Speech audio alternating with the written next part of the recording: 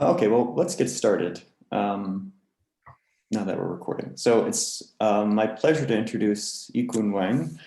Yikun is a graduate student at the University of Chicago who's completing her PhD this year on the topic that we're going to be hearing about, which is Higgs coupled to new physics, the implications for electrification in the early universe, and some connections with collider probes of new physics as well.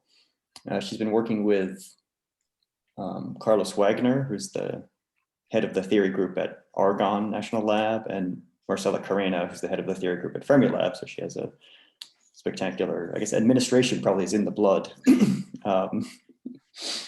But I guess you're being joint advised by the both of them too, or is it just no, actually technically? Sorry, no, my advisor is Marcela.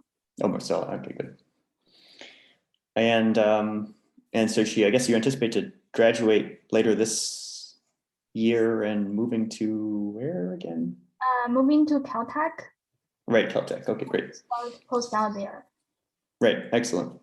Yeah, I've had the pleasure of knowing Yikun since she was maybe a first-year student while I was at University of Chicago. She was always had very astute questions, and we had the pleasure of working together over the past couple of years on a paper related to electrification and the speed of these Higgs phase bubble walls that I guess we probably will not hear about today, No. Which is fine.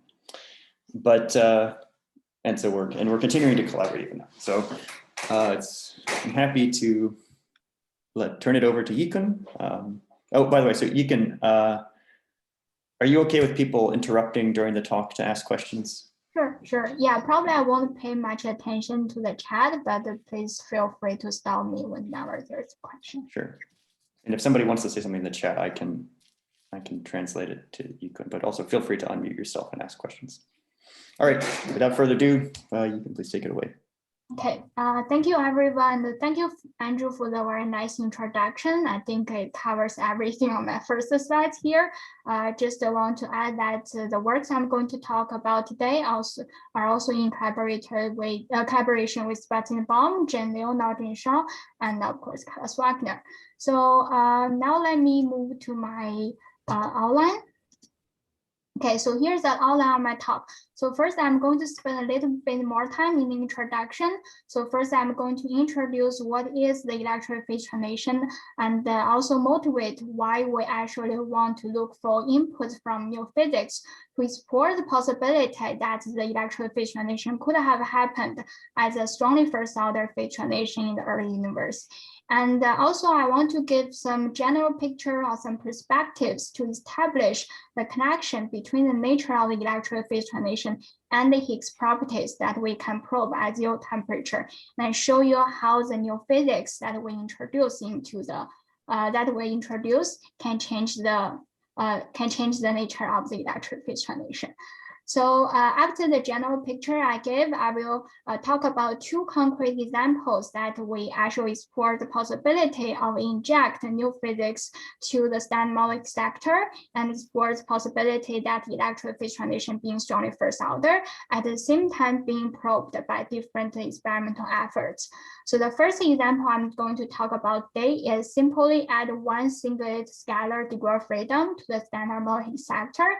And the one feature that we look here in this model is that there is actually a spontaneous Z2 breaking in the singlet sector. That actually enables some interesting model building possibilities.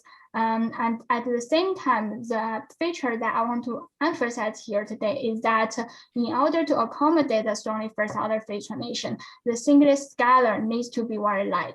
And that actually opens up the window to look for models of this kind through Higgs-exalted decay searches. And so that is the first example I'm going to talk about. In the second example, I'm going to change the direction slightly actually. So I will still look into a model which is a Maxwell-Newman supersymmetric model and explore how the phase translation would have happened there. But I'm going to emphasize the fact some theoretical uncertainty when we study electric phase translation. And I'm going to use this model as an example to show the crucial role calculate by nucleation temperature calculation, because conventionally when people study this phenomenon, a convenient way to understand nature is by critical temperature. And I'm going to show you that the critical temperature calculation sometimes is insufficient, although it's sometimes very efficient, like numerical efficient to calculate. And after this, I'm going to give the summary. Hopefully I still have time. Okay, now let me go to the introduction. So the electric phase transition happened in the early universe, and that is a transition from an electric symmetric phase to an electric broken phase. So electric broken phase is where we are sitting in axial temperature nowadays. As you can see from blue line, this is a one-dimensional Higgs potential at zero temperature, and the Higgs has a non-zero vacuum expectation value of 246 GeV. However, if we raise the temperature and go to early universe, actually the Higgs potential at very high temperatures is represented by this red line here. That means the Higgs has zero vacuum expectation value and the electric symmetry is preserved. And the transition happens at an intermediate temperature. Here I'm writing down as a critical temperature, where you have a transition from the electric symmetric vacuum to the electric broken vacuum. And this is the electric phase transition. So here I'm showing the Higgs potential. If the phase transition happens at the first order nature, that means I have a discrete phase transition and I have a barrier separating the two vacuum. However, actually, we understand the Higgs potential pretty well at zero temperature already. And here I'm showing a phase diagram of electric phase transition, where the critical temperature as a function of the Higgs mass. This is done in 1995 based on lattice calculation. And back then, we didn't know the mass of the Higgs, but now we know our Higgs mass is around 125 GeV. That tells us we are sitting. We're sitting out there, like we're even sitting outside the diagram, and that tells us that the electric phase transition in the standard model actually happened as a crossover. So that means my Higgs potential at this critical temperature will look like this, and we have a smooth rolling down from the symmetric phase to the broken phase. And this fact in the standard model actually motivates people to explore the possibility that electric phase transition could have happened differently if there's new physics that couples to the standard model structure that changes the Higgs potential somehow. So the most explored motivation for people to think about this possibility is related to explaining the matter-antimatter asymmetry observed in our current universe. In 1967, Sudikov wrote down these three conditions for matter-antimatter asymmetry to be created bionically. So we need baryon number violation, we need CPU violation, and we also need auto-equilibrium environment for the asymmetry to be created. And the one very interesting fact about these three conditions is that actually all three conditions exist in the standard model around the electroweak scale. For example, we will have a baryon number violation during the process, what we call Sprung process, and we have CPU violation in the CKI matrix, as we all know. And also we have an electric phase transition at the electroweak scale, which could have given us some auto-equilibrium environments during the process. And this motivates people to write down the well-known electroweak baryogenesis mechanism to create matter-antimatter asymmetry. Sorry. However, this is not a happy ending because some conditions here actually do not come with the correct amount. For example, the CPU violation in the CKI matrix is too small to explain the observed matter-antimatter asymmetry. And importantly, which will be the focus of today's talk, that as I shown earlier, that is in the standard model, electric phase transition a crossover. A crossover meaning a very smooth transition, and that will not give us enough auto-equilibrium environment to create the symmetry. And that is the motivation. So sorry about this. That is the motivation for people to think about, is that possible if there's new physics that couples the standard model Higgs that could make the electric phase transition strongly first order, such as enable the possibility of electric baryogenesis. So secondly, to me, a very interesting question is how the electric symmetry breaking happened in the early universe as a well-motivated question itself. So there are other reasons for us to think that there's new physics out there somewhere, right? Dark matter, like hierarchy. And as long as the new physics talks to the standard model through a Higgs factor, that's the new physics coupled to the Higgs factor, that coupling will change the nature of the phase transition. And leave a footprint of the thermal history of electrosymmetry breaking. And importantly, those couplings are also the target of a lot of experimental researches. And we want to understand the properties of the Higgs at zero temperature, which in turn has an impact on the nature of electron phase transition at finite temperature. And I will show you with more detail, with more explicit equations later, how that connection can be established. And lastly, there's some interesting development in the gravitational wave community. One interesting feature about electric phase transition is that if it is strongly first order, it can generate detectable gravitational wave signals based on current or future gravitational wave experimental settings. So here I'm showing a figure from the first work I'm going to talk about, which basically comparing different experimental settings to the benchmark points predictions on the gravitational wave signal created. I'm not going to talk about this more, but I want to show you this next plot here. Okay, so I show you some motivations for us to think about if the phase transition could be strongly first order. Now I'd like to talk a little bit more detail about what does it mean to say it's strongly first order and why that is important. So when studying electroweak phase transition, we typically define our order parameter to the phase transition as a ratio between the vacuum expectation value of the Higgs at the critical temperature Vc versus the critical temperature. And conventionally, we say that if this ratio is roughly larger than 1, then the phase transition is strongly first order. For example, in case of electroweak baryogenesis, if these ratios are, that indicates that the phase transition is quite violent, have a very violent transition, and that will give me a lot of out of equilibrium environment as required by Sudikov conditions. At the same time, this ratio is also indicates how much the asymmetry washout process. I don't know what's going on with my slides, but so apologize for that.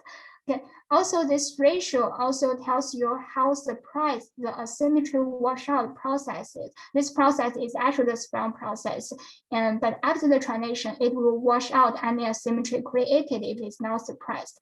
So that's why we also need this ratio to be large for that kind of process to be suppressed. So we can preserve whatever asymmetry has been created. Of course, in case of the gravitational wave, you also want the phase transition to be violent enough by having a large region here, such that you can have enough energy release to the gravitational background to create detectable gravitational waves. Okay, so here I have been talking about this critical temperature a lot. Let me just give you a better definition here. So the critical temperature is when the electric symmetrical vacuum, the false vacuum here, is degenerate with the electric broken vacuum, the true vacuum here. And this temperature is critical in the sense that after this temperature, the global minimum of my potential will become the electric broken one. And however, if the phase transition happens at the first order nature, as I'm showing here, this temperature is not when the transition actually proceeds. Because if it's a first order, we actually need to rely on tunneling from the false vacuum states to the true vacuum states. And the tunneling rate at this critical temperature is typically too small for successful transition. That is why actually we need the universe to cool down a little bit until it reaches a lower temperature, what we call nucleation temperature. This is the temperature where the tunneling rate from false vacuum to the true vacuum is large enough, and that is comparable to 1 over the Hubble constant, and that is when we call that is the temperature when the transition can actually happen. So in many models, this nucleation temperature is not very different from the critical temperature. And because it is much easier and we have much better analytical control to calculate the order parameter at the critical temperature, typically people use critical temperature as a proxy for the temperature the phase transition actually happens. However, at the second part of my talk, I'm going to show you a concrete example where the nucleation temperature actually is very different from critical temperature. So we have large supercooling. And then more importantly, in that case, because we have more than one field direction to travel to in the field space, a different nucleation temperature could indicate a totally different phase transition patterns in the sense that how do you arrive the electric vacuum, and a different phase transition pattern could indicate a different other parameter that we cares. I see a hand raising. Please go ahead. Thanks for taking my question. I think I understand that the timescale of the potential changing shape from non-broken to the broken phase, that should be of order the Hubble scale, because it's just temperature goes as 1/A at that time. Yeah. I'm trying to understand, so suppose now that tunneling happens or tunneling doesn't happen, but I want to know the timescale for which the field settles to the minimum of the true vacuum. Right? How long is that? Is that still Hubble timescale? So, you've tunneled, for example, in the figure that I see here. Mm-hmm. Is the timescale for the field to settle into the true vacuum after it has tunneled? Is that still the Hubble timescale, or is there some other timescale I should be thinking about?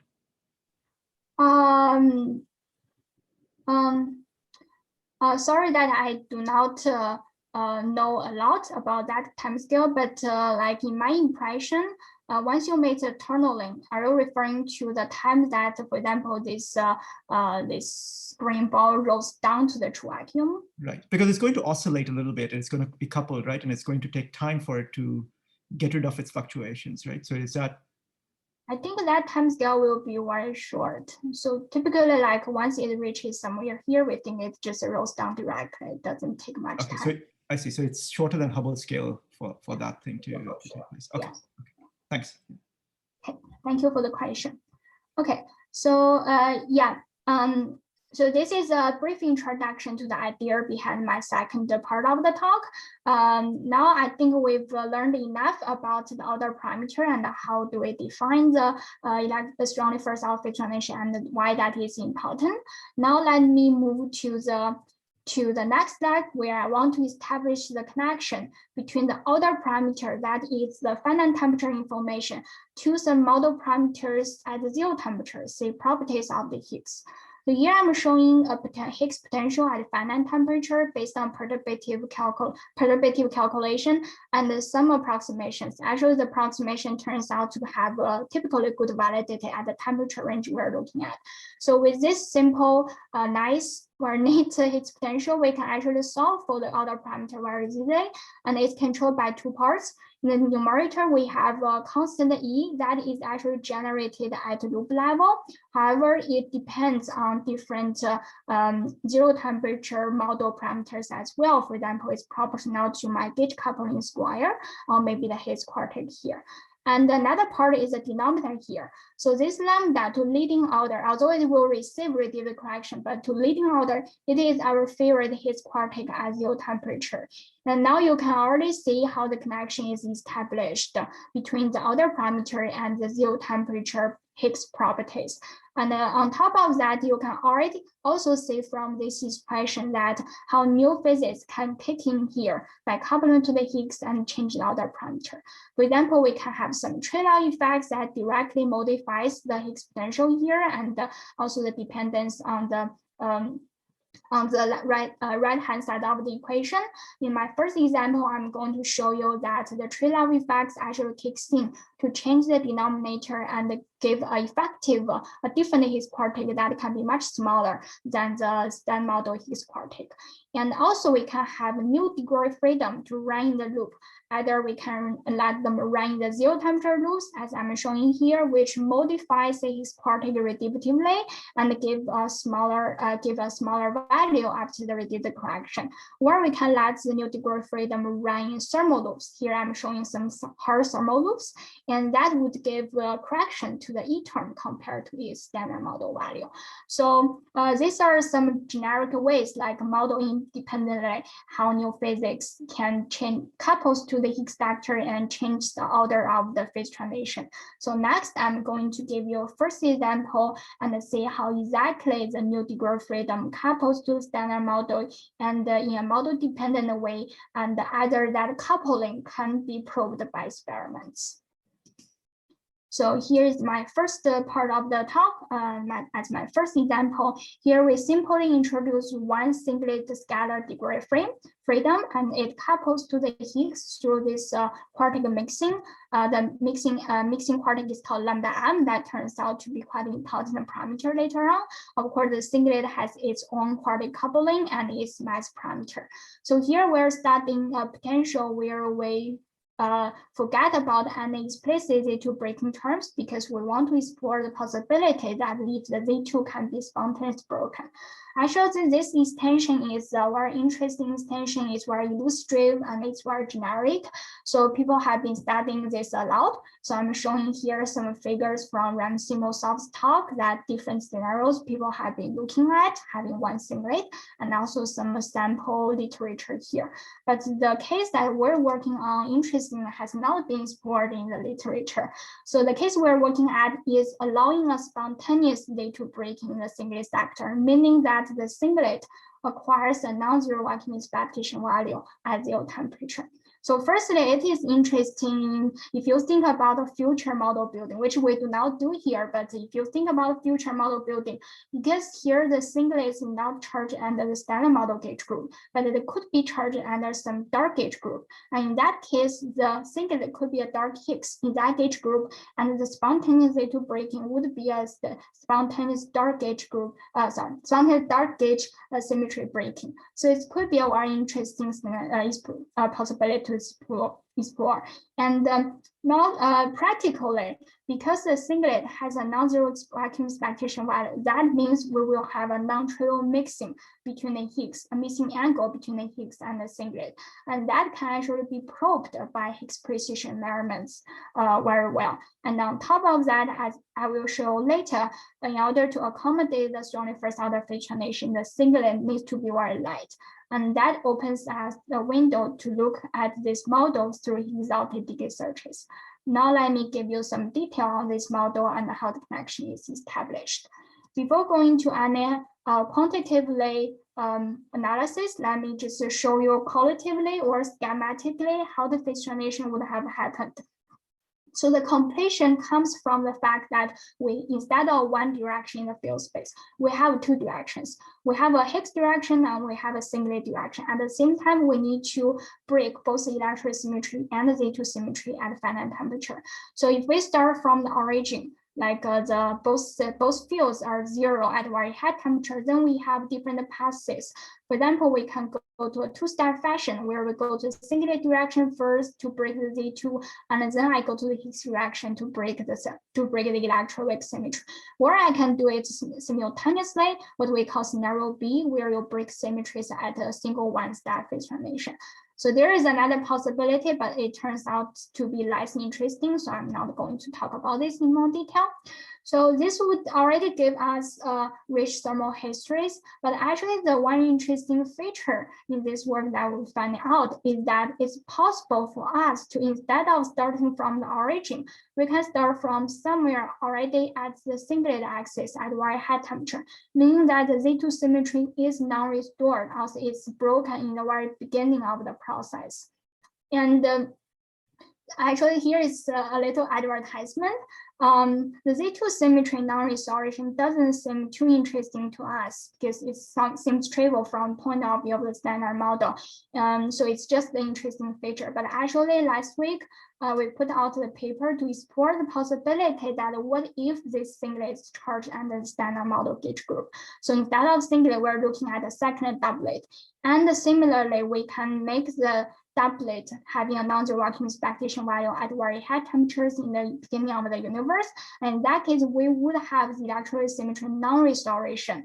And that will be much more interesting compared to the Z2 case. So here is the title of our paper, and it just came out last week.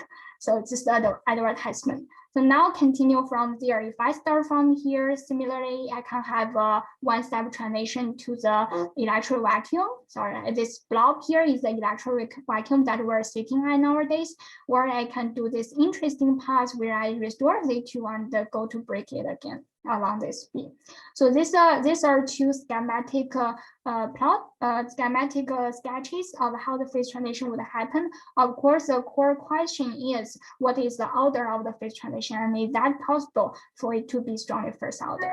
So now let me give you some analytical understanding first before we go to numerics. So we can actually use the same approximation as I showed you earlier to calculate the order parameter in case of this model. Of course, it depends on how the phase transition happens. Either you come from this point from Z2 broken vacuum, or you come from the origin. So let me here first show you the case where we come from Z2 broken vacuum and jump to the electroweak vacuum, like as shown in this diagram. In that case, we have this very neat analytical solution to the order parameter VC over TC. So the first half is written in case of bare parameter on my potential.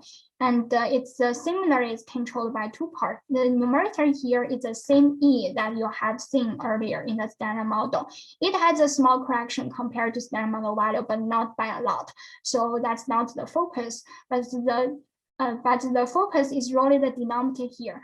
So instead of standard model Higgs quartic, actually we have a correction from the singlet contribution to give you a different denominator. We call this lambda H tilde some kind of effective Higgs quartic. And importantly, the singlet correction comes with a negative sign. And if we have the correct amount of the mixing quartic here, we can actually suppress the lambda H tilde. And suppress the numerator here will give a very large ratio, also a very large order parameter, such that we have a strong first order phase transition. And this is the first signal for us to see how the phase transition can be enhanced. And this is written in case of bare parameter, but actually in practice, we are more interested in some phenomenology. That's why we actually treat the bare parameters to some physical observables. For example, that is shown in the second half of this equation. For example, this mixing that I mentioned earlier between the Higgs on the singlet because of the non-zero vacuum spec action value actually appears as sin square theta here, sin theta square here. And although it looks like we can gain some enhancement from this part, but the bad news is the sin theta is well bounded by Higgs precision measurements. The current bounds roughly is 0.4. I'm going to show you later how these bounds can be improved later on. But here we roughly say the bound is 0.4. And this with this bound, actually, we do not have much enhancement from this piece of contribution. Instead, the key point comes from the fact that the singlet mass here, MS, actually shows up in the denominator. So that tells us immediately that if my singlet is light enough, it's much lighter than Higgs, then I'm going to have a large enhancement to my order parameter. And this basically connects the mass of the singlet to the strength of the phase transition. So from here, we already have a sense of how the story would work. Of course, this is based on certain approximation. Next, I'm going to show you if we go beyond this approximation and use numerical tools to calculate the strength of phase transition. Before that, I just want to mention that I said earlier that there could be a different path that results in different dependence of the other parameter on the different inputs. But this expression is less transparent compared to this one, so I do not talk about it more, but later on I will show you that in numerical study, actually it has similar behavior. Okay, so now let me show the numerical results. So here I'm showing again the order parameter as a function of lambda H tilde, the effective Higgs particle I introduced earlier. And instead of analytical approximation, we actually evaluate the effective potential at one loop order, including both zero temperature and loop finite temperature reduced corrections. We evaluate this effective potential numerically, and we ask what the order parameter is based on that numerical calculation. And then we did a parameter space scan, and this is what it looks like. So basically every point is a benchmark point in the parameter space. As you can see from a first view that this agrees very well with our analytical prediction that the VC over TC goes roughly as 1 over lambda H tilde. So I mentioned the two patterns, like two different analytical dependence. So the black points basically correspond to the clean analytical dependence that I talked about a lot in the last step, and the green points are the ones that has a more complicated dependence, but you can see the green points also a bit similar behavior here. So so far we have talked about how the other parameters, also the nature of phase transition depends on my model parameters. Actually, before I go to the exciting phenomenon part, I want to talk a little bit more about beyond the dependence here. I want to understand where the physics comes from, like why I can have this enhancement. So I mentioned in the introduction that there are basically three ways to enhance the phase transition. We can rely on the trade-off effects, we can rely on zero temperature loop effects, or we can have thermal loop effects.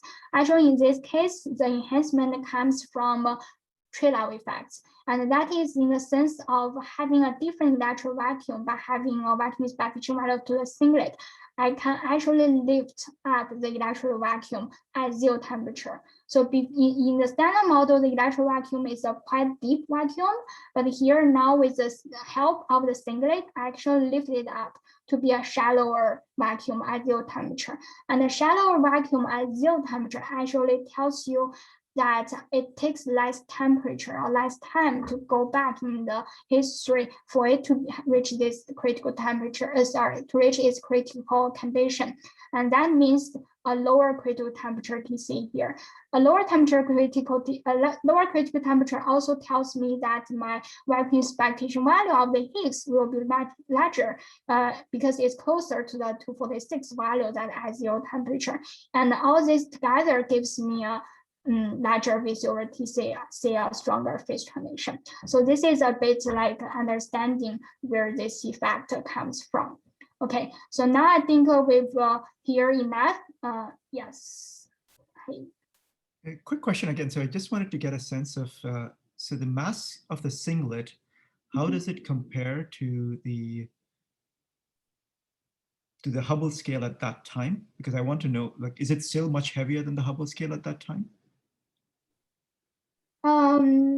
So I think the mass, so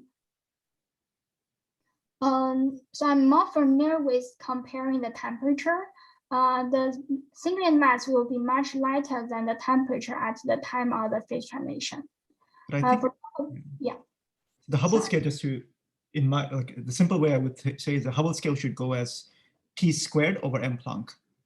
Right? So the temperature squared over M Planck. So the T here, so I guess we don't have to do it in real time, but the reason I was asking the question is I was just curious whether, if this is much lighter than the Hubble scale, then the singlet could get a VEV, right? It could get kicked up. It could potentially have a VEV, and that could lead to interesting dynamics there as well, if I'm understanding this correctly. Yes, so I'm thinking about this in a different perspective, but as you can see here from this diagram, by the time of the transition, singlet already acquires VEV. So sorry, it's not very clear, but this W2 is the VEV value for the singlet at the time of the transition. So yes, the singlet acquires the VEV at that temperature. Of course, I'm not familiar with the Hubble scale back there, but yes, it has a VEV. I see. I guess we could probably put some numbers in, right? So what is the typical temperature of the phase transition? Is it like 100 GeV or so? Yeah, it can be anywhere from like 50 GeV all the way up to like 100 GeV. Okay, so I guess if the temperature of the plasma were 100 GeV, then the Hubble scale would be smaller than that by a factor of about 10 to the 16 or something. Yeah, so it's completely okay. So, and the singlet mass is maybe small compared to the temperature, but you probably mean to say that it's like 10 GeV maybe? Is that what the singlet mass is going to turn out to be? I'm going to show the plot later. So then my question is irrelevant, I think, because the mass is much bigger, it seems, if I understood correctly, than the Hubble scale. Okay, thanks. Thank you for the question. I think it's interesting because in principle, we can make the singlet mass as light as possible. And in that case, probably will be a relevant scale. Okay, so now I think it's time to move to phenomenology that we've learned a lot about the finite temperature part of this model. And as I said earlier, the two most important probes to such a scenario is one, from the fact that the singlet has a non-zero vacuum expectation value. So we have a non-trivial mixing angle between the singlet and the Higgs. So we can be probed by precision measurements. And secondly, the singlet needs to be very light. And in that sense, we can explore the possibility of Higgs-dotted decay searches. So here in this figure, I'm showing a combined analysis between the Higgs-dotted decay and the precision measurements. So firstly, if we look at the current bond of 0.4 on the mixing angle, we'll be looking at the right region to be compatible with the strongly first order phase transition. And if we push the limit to future clad like hydromineral LHC, that will give a bond on the cosine theta to be larger than 0.95, and then we'll be pushed to the blue region. And if we be more ambitious and go to future clatter, we'll be pushed back to this green region. As you can see, if we are in the green region, we're really looking at the singlet mass to be lower than 10 GeV.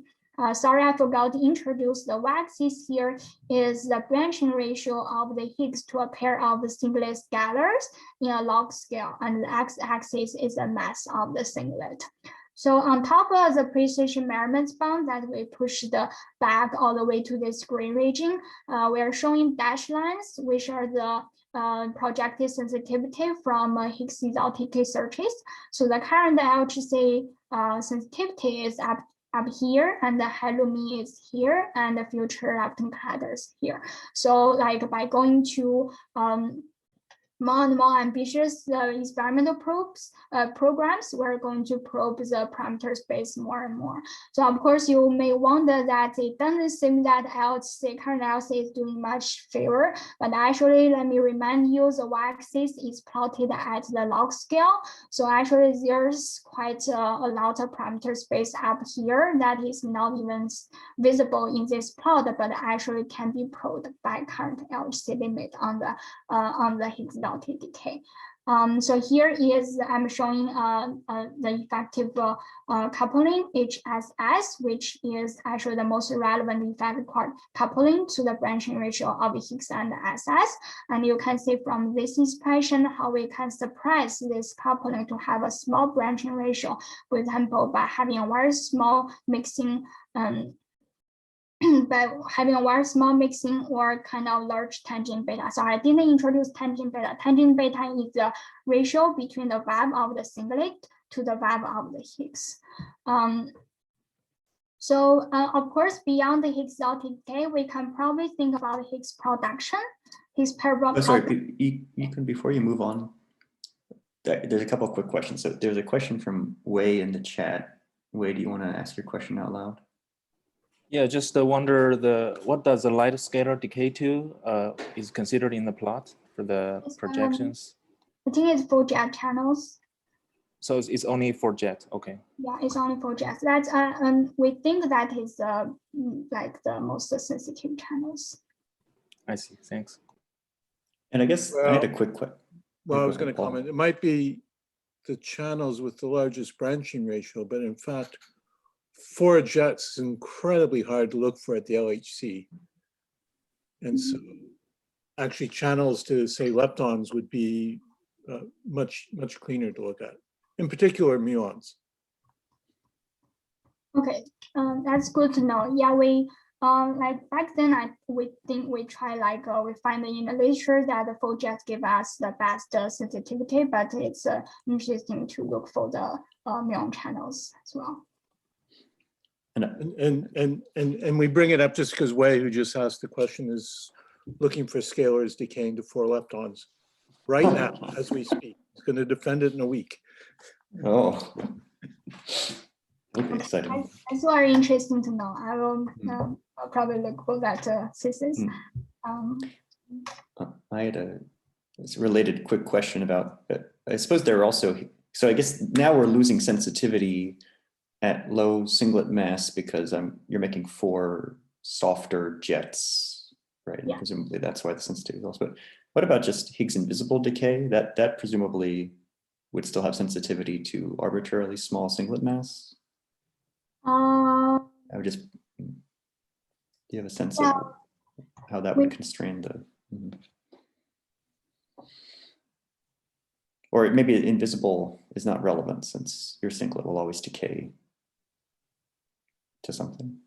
Yeah, I feel like the singlet is too light for the invisible. But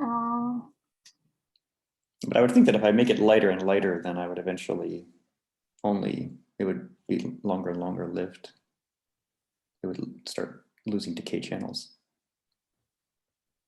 So actually in this paper I pointed out earlier that we put out, actually we look for there we have an inner doublet model, and that there we actually look at the Higgs invisible decay to the inner scalars. And I think the bond there is not very strong. The strongest bond comes actually from the Z decay, Z invisible decay. But of course, in that case, the inner couples to the Z, but here scalar does not. But the Higgs invisible decay actually has a much weaker bond compared to the Z invisible decay. Okay, thanks. Okay. So if there's no further question, I'm going to move to the last exciting channel, which is the Higgs pair production.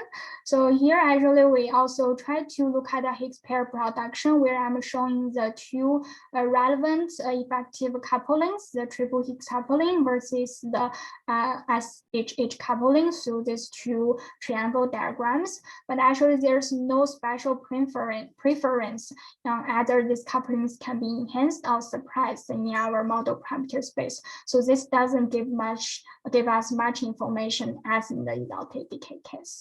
And at the same time, I'm showing this plot again, but I'm not going to talk about because of the time. So basically, we studied gravitational wave signals, and it could have sensitivity, but as we make our calculation better and better, actually we eventually landed at this dark red region, so it's not very sensitive in that case. Okay. So here I'd like to wrap up my first example and use the rest of the time to talk about something in a different direction. So I'm going to talk about max to minimum supersymmetric model, and the emphasis there I want to make is that nucleation calculation, it plays a very crucial role in understanding the nature of the phase transition. So please bear with me with this very busy slide because I do need to introduce this complicated model. So although we have very rich particle contents in the SUSY, in the next supersymmetric model, but actually the sector that is sensitive or that has an impact on the nature of phase transition is composed by two Higgs doublets plus a singlet. And under the rule of supersymmetry, you can write down our zero temperature scalar potential. Scalar potential here, this long equation here. And so in this potential, we have two doublets, which are written as a gauge eigenstates, each up and each down, and one complex singlet. And in total, we are going to have 8 degree of freedom in this potential, 8 scalar degree of freedom. And actually in this work, we studied 3 of them, which are the 3 CP even eigenstates. And the reason is that we'd like to avoid any CP violating or charge violating phases or vacuum at final temperature. So in that case, we have 3 degree of freedom to study the 3 CP even ones. And in the interaction eigenstates, you can find our standard model Higgs along with 2 non-standard model degree of freedom. And these 3 states will mix with each other to give us the mass eigenstate, within which you can find the 125 GeV mass eigenstate that we find in the detector. So now the alarm rings because we have mixing, and that mixing will be largely constrained by experiments. In the next slide, I'm going to show you we actually choose our model parameters to make the mixing vanish, such that we can avoid most of the phenomenology constraints. But before that, let me just tell you a little bit about our parameters, because one of the parameters will be very important, and I will use it to show our results. So I want to give you an idea what does that mean. So as a zero temperature electron vacuum is where the standard model Higgs is 246 watt as 0, and a non-standard model Higgs has 0 watt, and the singlet also acquires a non-zero reflection value, which is called Vs. Vs here is the dimension for quantity, and we actually trade it to another mass parameter, which is mu. that is simply lambda times Vs. And this mu not only is related to the web of singlet, it is also a very important mass scale in the SUSY particle contents. It actually tells you basically how heavy some non-standard model degree of freedom are. For example, the heavy Higgs mass and the non-standard model CP at degree of freedom and also Higgs signals would all have a similar mass compared to this mu. So it is very important to think about the mu, what is impact on the phase transition if you are interested in phenomenology. So this is one of the parameters that I will use to show my result. Now let me move to the question I raised earlier. So we are going to have mixing between the interaction eigenstate to give the mass eigenstate, and in reality, these mixings will give me trouble in case of phenomenology. So in this work, to make our life simpler, we actually working on limit where we make the mixings basically is represented by the off-diagonal terms in my mass matrix. We require these mixings to vanish by choosing my lambda parameter and a lambda. A lambda is just the mass parameter. It's just some parameters out there. So we choose these two parameters and then we can make the mixings vanish. So in that way, we can avoid most of the phenomenal constraints. You may wonder that this doesn't seem generic at all, even in the SUSY case, right? Actually, there's been literature pointing out doing our extensive numerical scan of the SUSY parameter space to show that in order to accommodate most of the phenomenal constraint, most of the parameter points, most of the benchmark points need to be around these limits.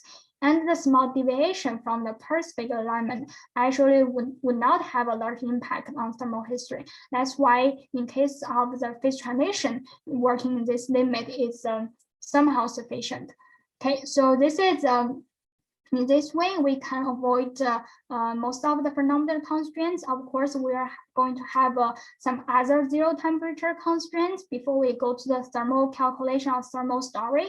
I'm going to skip this, but I do want to emphasize on the last one here, which is a requirement that the electron vacuum needs to be the deepest minima on my zero temperature potential. So I show you the potential earlier, and that potential is very complicated, and it's very possible that there are other minimal other than the electron vacuum. And in that case, I need to make sure that all the other minima are shallower compared to electron vacuum. So I do not need to deal with a metastable vacuum in the standard model. And by studying this constraint, we actually figure that there's one very special extrema in this potential, which is the extrema along the singlet direction. So this is the extrema I'm talking about here. And here the singlet has a non-zero field value, which we call it Vs prime. And this minima turns out to be very important because it tells us the shape of the potential at zero temperature along the singlet direction. So if you imagine the potential at the zero temperature in the singlet direction, the location of this minima actually tells me not only if there is a tree level barrier, also how high that tree level barrier is, as I will show you later with more explicit analysis. So this turns out to be another important parameter to us. That is why we choose this as our second axis to show our results. We actually normalize this because it's dimensionful. We normalize it with the web of the singlet, and it's just to make the plots neat. And now I'm showing these two plots, and this correspond to different parameter to different slices, but all projected on the two parameters I have been talking about, the Vs prime over Vs and the mass parameter mu. And this is the this shows the region, the wide region that is compatible with different various zero temperature constraints. And please ignore all the colors; they're ruled out by different constraints. But just the take away information here is the right region is the allowed region from zero temperature analysis that we can talk about our finite temperature story. Okay, so after the house cleaning at zero temperature, we're ready to go to the finite temperature. So in this work, we did a numerical study of the finite temperature potential. And we analyze the one loop effective potential with the necessary thermal estimation. I'm not going to show you the details because it's a kind of nasty easier because we need to deal with a lot of SUSY degree of freedom and we need to choose consider them consistently, have a supplementary slides if you're interested in the technical detail. But instead, with that calculation, let me jump directly to my results. So here is a slide on my results. And this is again the parameter space scan projected on the two parameters I mentioned, the VS prime or VS, which now receive loop correction. And the x-axis is the mass parameter mu, which is my input parameter. And without knowing anything about the colors, I want to point you to compare the left plot with the right plot. So the two plots are made with the same set of data. And the difference is the left plot, the phase transition is indicated at the critical temperature, while on the right plot, the phase transition is indicated at the nucleation temperature. And you can already see the very obvious difference from the left plot to the right plot. Now to understand this better, let me introduce the color codings here. And because we have quite a complicated thermal history, so we have to use different colors to tell you what the phase transition pattern is. So we have a three-dimensional field space, and each one can acquire a non-zero field value at finite temperature. So for example, the green colors, the green dots correspond to a one-step phase transition directly from the trivial point to our electron vacuum. And the blue dot is where you have a two-step phase transition. And you're going through intermediate singlet web, which is indicated by this. And the orange, you also have a two-step phase transition, but in the middle, you'll go to a doublet direction that is different from the standard model doublet direction. And on top of the colors, we also use different shades to indicate how strong the phase transition is. Basically, the stronger, the darker the color is. For example, the dark green region that is really showing up a lot here corresponds to one step strongly first order phase transition, and that is what we are looking for, right? We want a strongly first order phase transition. And now, if you look at this critical temperature plot, it looks very happy because we have a large region of the parameter space that is compatible with the strongly first order phase transition. It looks like a happy ending. We can even find many points when my mass scale is very high. That means I have some very heavy degree of freedom in my plasma that can still contribute to my strength of the phase transition.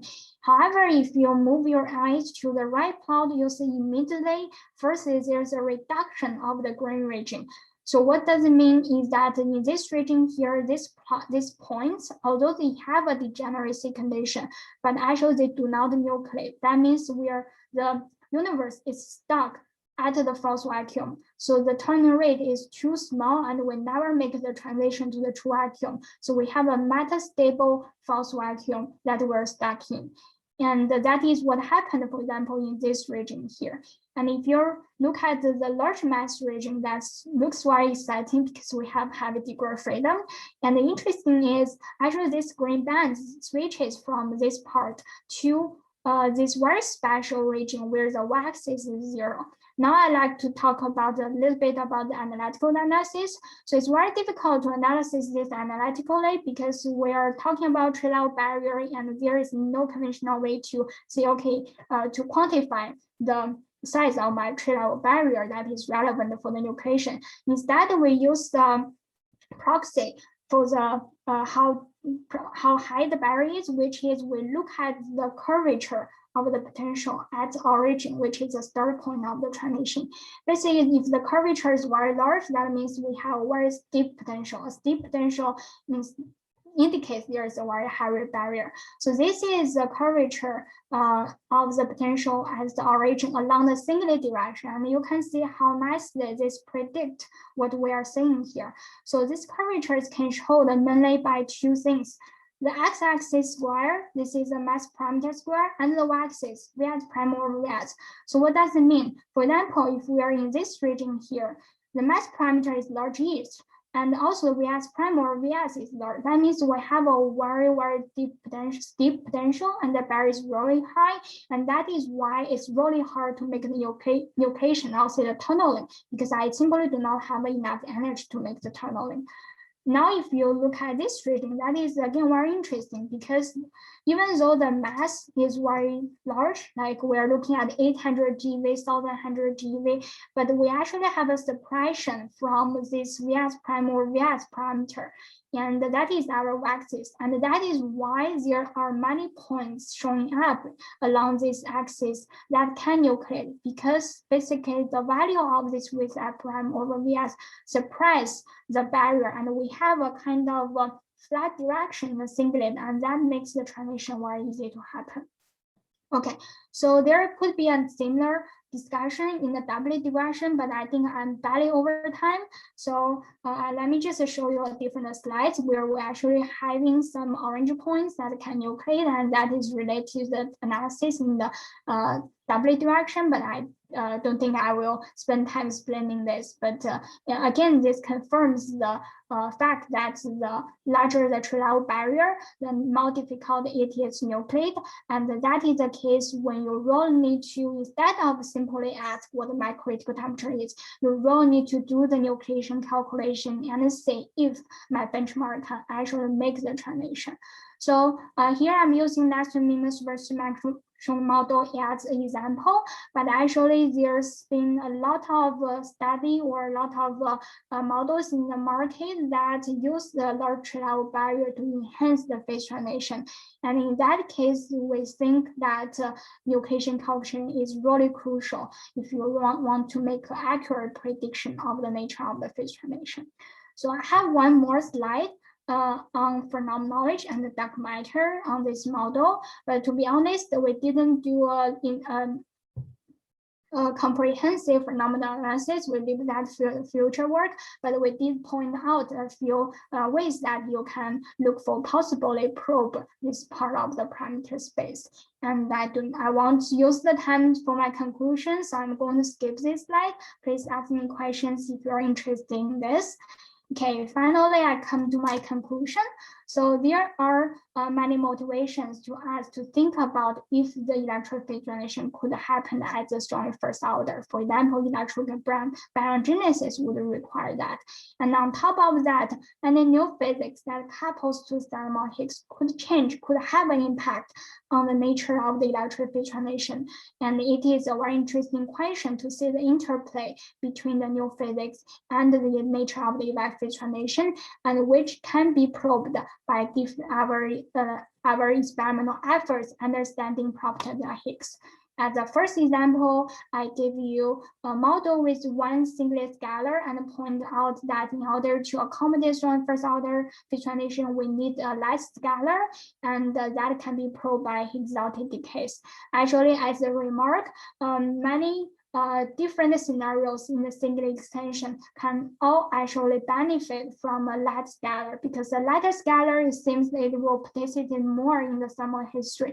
So it's not a unique feature of our case here, but also in the market for other singlet extensions. So it's a very interesting direction to explore the power of exotic decays to probe altogether all these possible scenarios. And as a second example, I talk about next to minimal supersymmetric model, and I actually emphasize the fact that because there is a large level barrier in this model, the nucleation calculation becomes very crucial to understand the true nature of phase transition, although it is much more difficult and much time consuming to calculate compared to the more conventional used critical temperature calculation. Okay, that will be all I want to talk about today, and thank you so much for your attention. I've been barely over time, and now for questions. You kept perfectly to time. Thanks a lot, Yikun, for the very nice talk and all your very interesting work. Questions? Would anybody like to ask a question?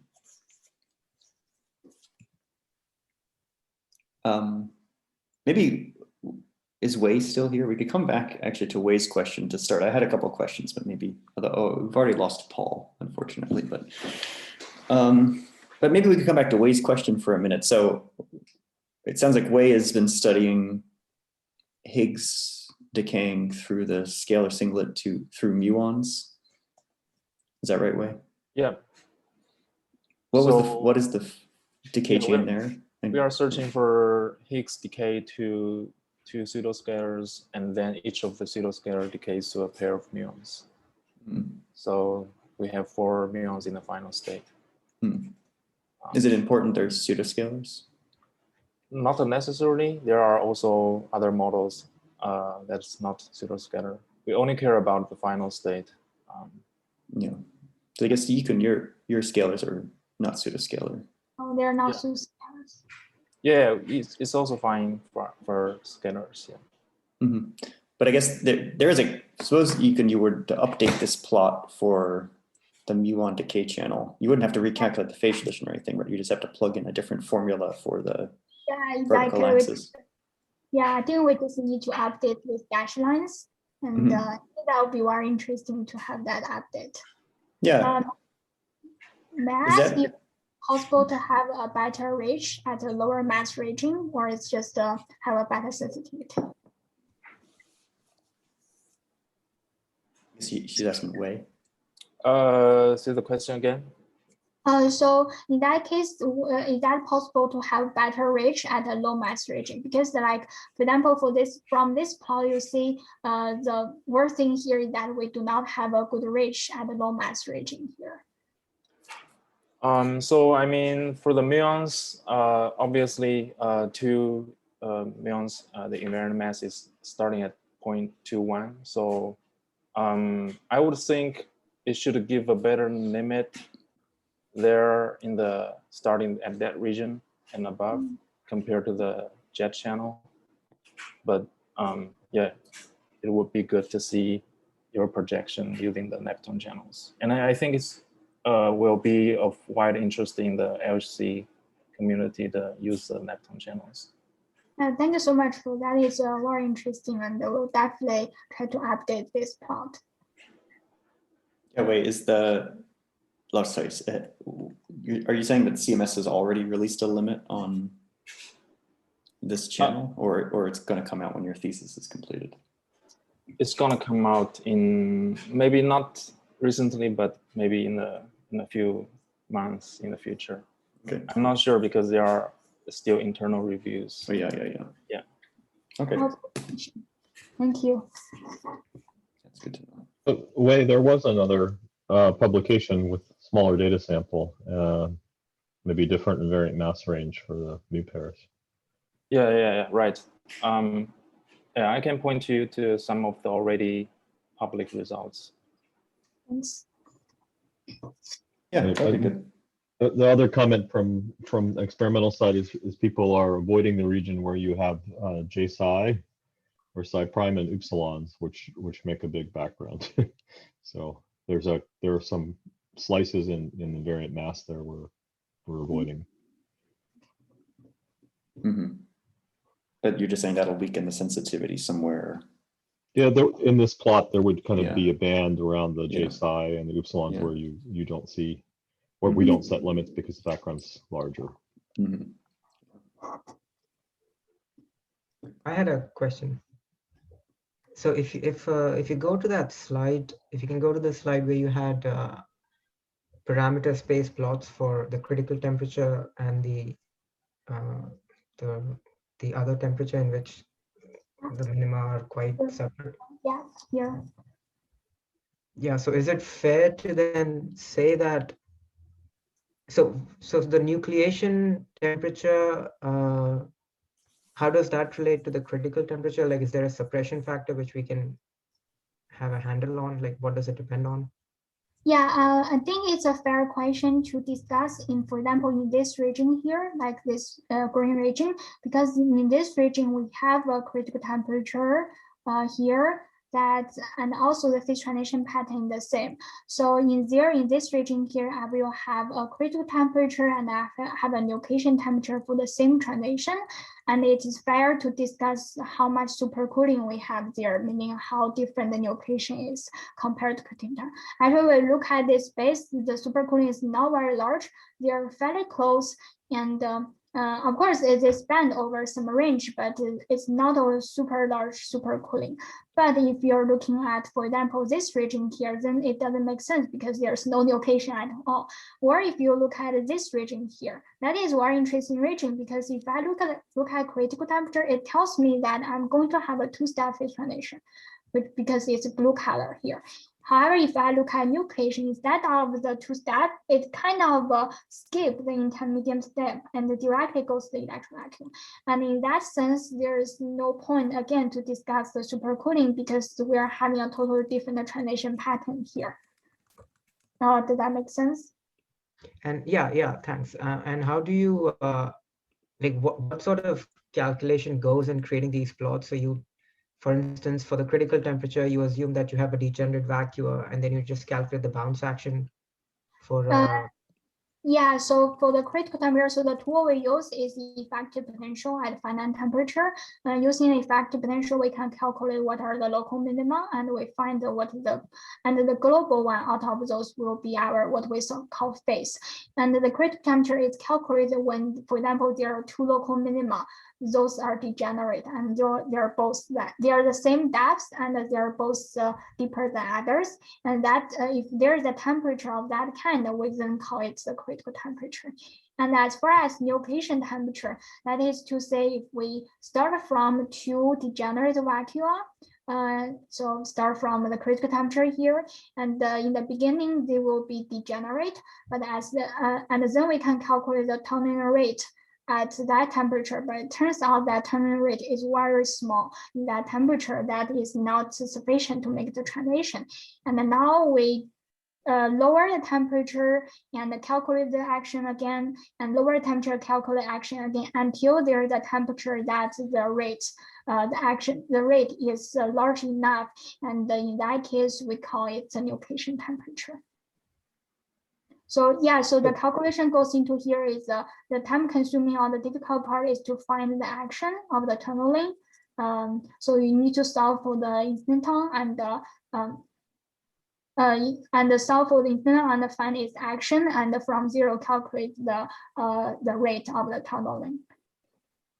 And so you just, for instance, in your solution, you just, or in your program, you just hunt for a time in which you get the maximal transition rate, and that's what you call the nucleation temperature.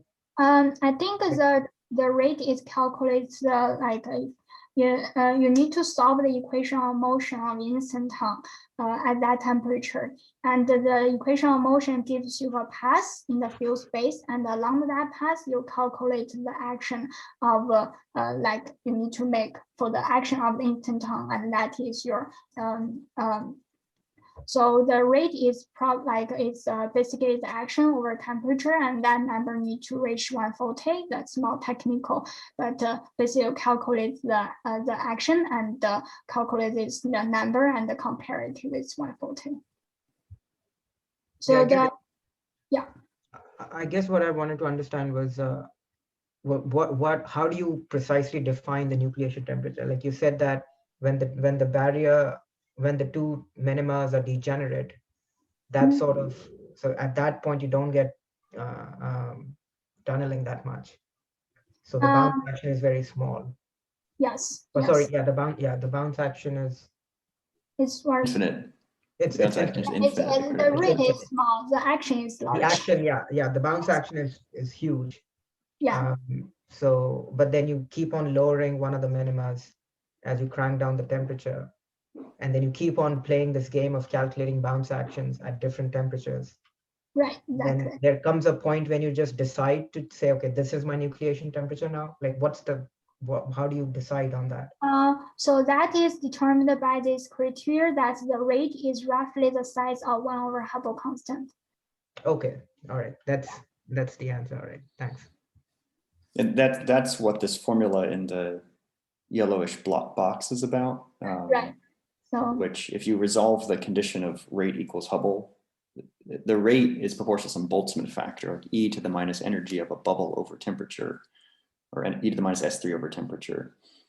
And so you solve for S3 over temperature, and you get this. That's where 140 comes from. Yeah, exactly. Yeah, so Frank, yeah, go ahead and stop the recording. I think actually, let's also, I mean, we can take more questions. Yikun can hang around for a little bit, but maybe we should take the opportunity just to formally end the seminar here and say thanks to Yikun for her very nice talk. Thank you. Thank you so much.